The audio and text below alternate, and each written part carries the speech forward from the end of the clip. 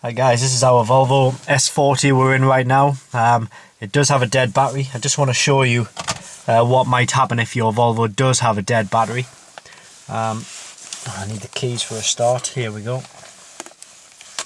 We'll plug the keys in and just want to, because it's making like a clicking noise, and a lot of people assume this is a fault with the immobilizer. But it's not. I mean, I've been charging it, so it might actually start, so it might make this video completely redundant, but here we go. There we go.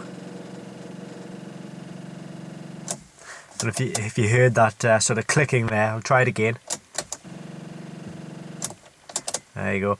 It just basically means that, well, there is enough power to actually light the dashboard, but there's not enough power to actually start. We'll click into the starter motor, so that's what it will sound like if you do have a dead battery and not a fault with your immobilizer. For any diagnostic hints, tips or diagnostic tools for your vehicle, just click the link directly below this video. Thanks for watching.